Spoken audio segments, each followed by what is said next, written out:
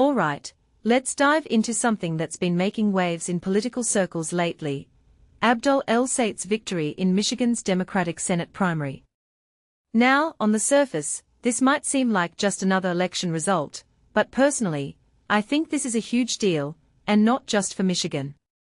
What makes this really interesting is the way El-Sayed pulled off this win.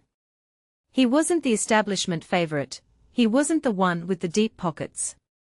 In fact, he was up against a nearly $65 million onslaught of outside money. That's right, $65 million.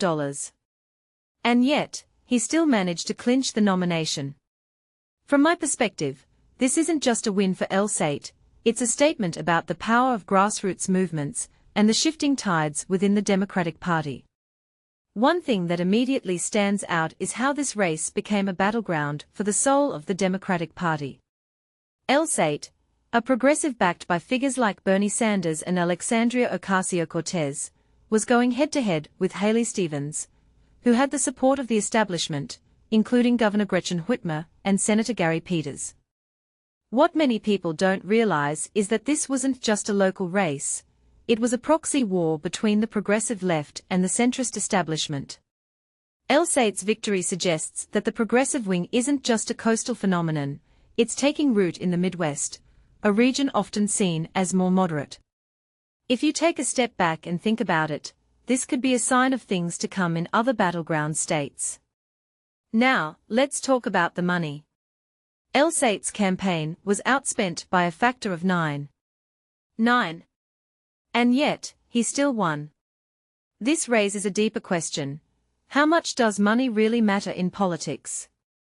Sure, it can buy ads and airtime, but it can't buy authenticity or grassroots support. El-Sayed's message, Medicare for all, condemnation of corporate money in politics, and criticism of Israel's actions in Gaza, clearly resonated with voters.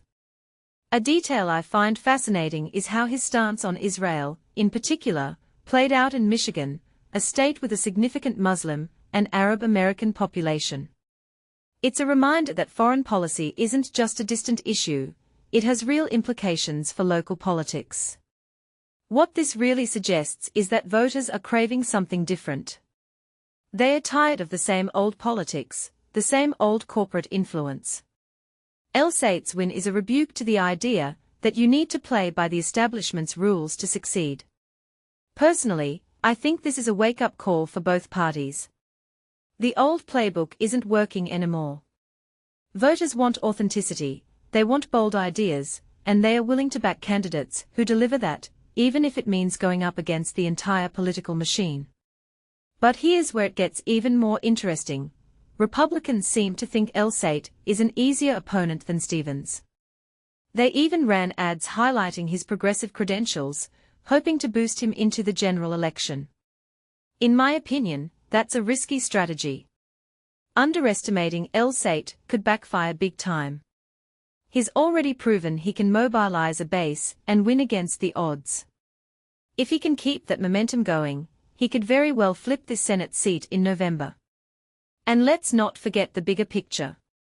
This race isn't just about Michigan, it's about control of the Senate.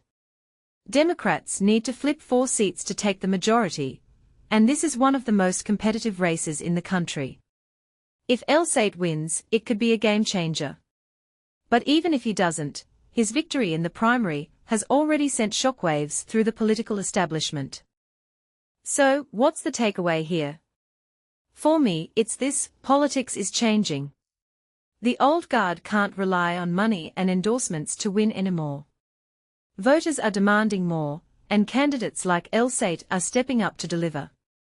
Whether you agree with his policies or not, there's no denying that he's shaking things up. And that, my friends, is what makes this moment so fascinating. What do you think? Is El-Sayed's win a fluke, or is it the start of something bigger? Let me know in the comments below. And if you enjoyed this breakdown, don't forget to like, share, and subscribe for more analysis like this. Thanks for watching.